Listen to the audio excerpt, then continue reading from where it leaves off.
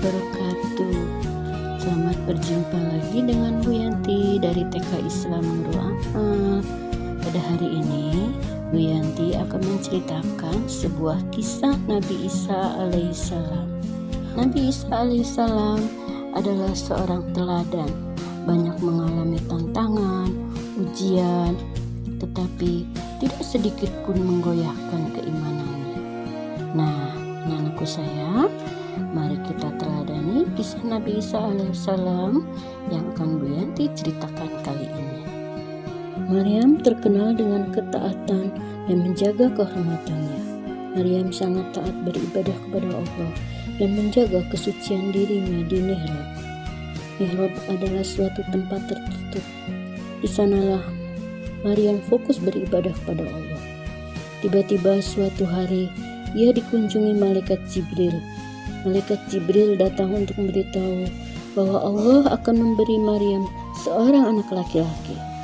Maryam merasa heran, bagaimana mungkin, sedangkan Maryam tidak pernah disentuh oleh laki-laki manapun. Maryam sangat menjaga kehormatannya. Namun, atas izin Allah, Maryam hamil. Maryam meninggalkan Baitul Maqdis. Ia pergi menuju ke suatu tempat yang sunyi. Di sanalah beliau mendirikan sebuah gubuk sederhana. Sementara perutnya semakin hari semakin membesar hingga akhirnya tiba saat melahirkan. Maryam sangat panik, perutnya terasa sakit sekali. Sementara itu, tidak ada seorang pun berada di sana untuk membantu kelahirannya. Ia bersandar di bawah sebatang pohon kurma karena tak kuat lagi. Terbayang di benaknya, bila nanti anaknya lahir, semua orang akan menghinanya. Saat itu datang malaikat Jibril. Malaikat Jibril menyuruh Maryam untuk menggoyangkan pohon kurma dan menjadi tempat sandarannya dan meminumnya. Air sungai yang mengalir di dekat pohon kurma. Maryam menuruti perintah Allah. Ia memakan buah kurma dan minum air sungai yang amat jernih. Setelah itu, perasaannya lega. Tubuhnya tak lagi lemas dan kesakitan. Bayi mungil Maryam akhirnya lahir dengan selamat walau tanpa bantuan siapapun. Bayi mungil itu diberi nama Isa.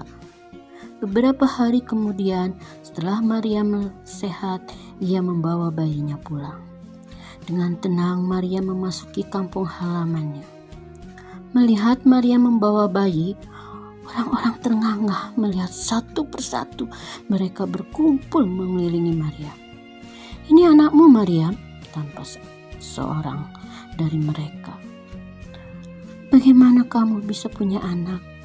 Bukankah kamu belum bersuami?" Maryam terdiam. Allah memang menyuruhnya tidak berbicara pada hari itu. Melihat yang ditanya dia membisu, orang-orang mulai tidak sabar. "Maryam, kamu bukan perempuan baik-baik.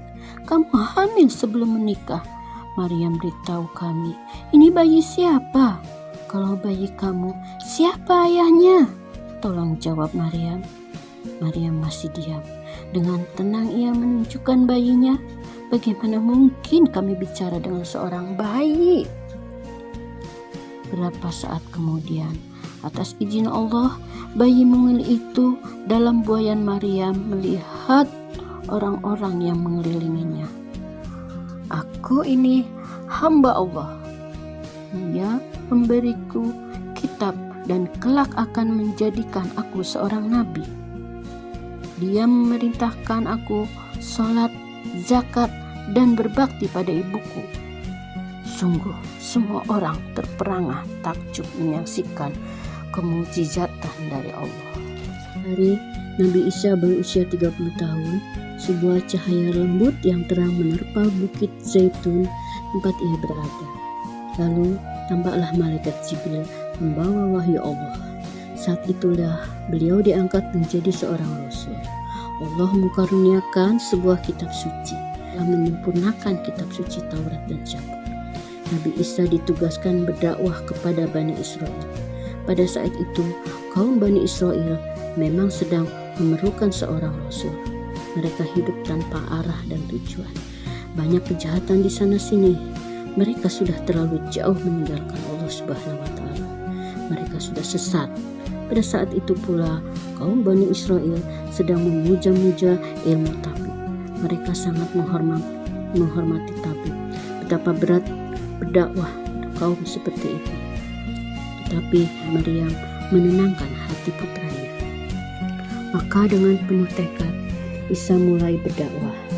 Tapi Bani Israel sudah begitu sesat. Mereka sangat sulit diajak jalan yang benar. Nabi Isa mengalami banyak tantangan. Para pendeta sesat tidak menyukai beliau. Mereka takut orang-orang lebih mempercayai sang nabi dan meninggalkan mereka. Padahal selama ini mereka dipuja-puja oleh Bani Israel. Karena itu mereka menghasut Bani Israel agar memusuhi Nabi Isa. Begitu pula para tabib. Mereka tidak suka pada Nabi Isa, akan tetapi karena ini adalah tugas kenabian, beliau tetap berusaha mengajak mereka. Apa yang membuat kalian mempercayaiku? Kata Nabi Isa pada suatu ketika. Kamu tidak pantas mendakwahi kami, kata salah seorang tabib. Lalu apa yang membuat kalian percaya akan kenabianku? Tanya Nabi Isa lagi. Salah seorang pendeta mendekati Nabi Isa. Kalau kamu mau menunjukkan mukjizat kamu, kami akan mempercayai kamu apa adanya. Baiklah, aku akan menunjukkan mukjizat dari Allah. Beliau lalu membentuk tanah liat menjadi burung. Dengan izin Allah, begitu ditiup tanah liat itu berubahlah menjadi burung sungguhan. Burung itu berkicau sejenak, lalu terbang meninggalkan kaum Bani Israel yang terbengong-bengong.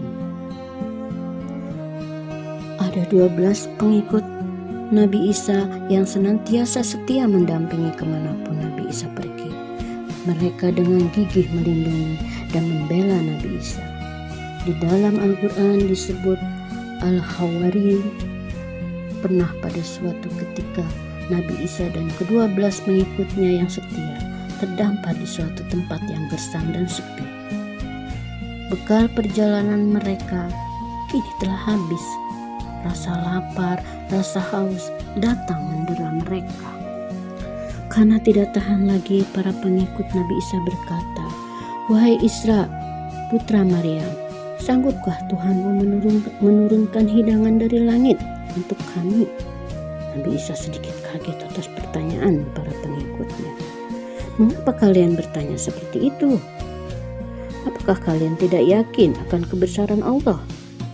Bertakwalah jika kalian benar-benar beriman." "Bukan begitu, wahai Nabi Allah. Kami ingin memakan hidangan itu agar kami yakin bahwa ajaran yang kamu bawa benar-benar ajaran Tuhan semesta alam." Nabi Isa terdiam beberapa saat, lantas mengangkat tangan untuk berdoa. "Ya Tuhan kami, turunkanlah hidangan dari langit untuk kami, agar hati kami yakin akan kebesaran-Mu. Berilah rizki untuk kami, karena Engkaulah yang maha pemberi rizki." Doa beliau dikabulkan oleh Allah. Terjadilah sesuatu yang tidak biasanya. Hidangan lezat tiba-tiba berada di depan Nabi Isa. Pada saat itu juga makanan itu mereka makan bersama-sama. Sungguh sebuah mukjizat yang tiada bandingannya. Ada seorang pengikut Nabi Isa yang diam-diam membocorkan rahasia keberadaan Nabi Isa, dan para pengikut Nabi Isa yang sengaja bersembunyi di hutan-hutan. Yudas Iskariot, satu-satunya pengikut Nabi Isa yang berkhianat pada beliau. Pada saat itu, Nabi Isa sedang diburu orang-orang Romawi yang menjajah Bani Israel di Palestina. Penguasa Romawi dihasut oleh para pendeta untuk membunuh Nabi Isa. Yudas memberitahukan tempat persembunyian Nabi Isa dengan imbalan harta. Diam-diam ia membawa pasukan Romawi. Nabi Isa dan para pengikutnya sudah mencium pengkhianatan Yudas. Sebelum Yudas datang, mereka sudah pergi. Pada saat itulah, dengan kekuasaan Allah, Yudas dirupakan wajahnya mirip Nabi Isa. Tentara Romawi mengira ia adalah Nabi Isa. Mereka menyeret Yudas dan diserupakan Nabi Isa di jalanan. "Aku bukan Isa, lepaskan aku!" teriak Yudas amat keras. Tentara Romawi tidak memperdulikannya. Mereka benar-benar mengira yang mereka seret Nabi Isa. Di sepanjang perjalanan, Yudas Iskariot ditimpuki batu dan disiksa. Mereka lalu menyalib Yudas di tengah lapangan luas, disaksikan orang-orang Romawi.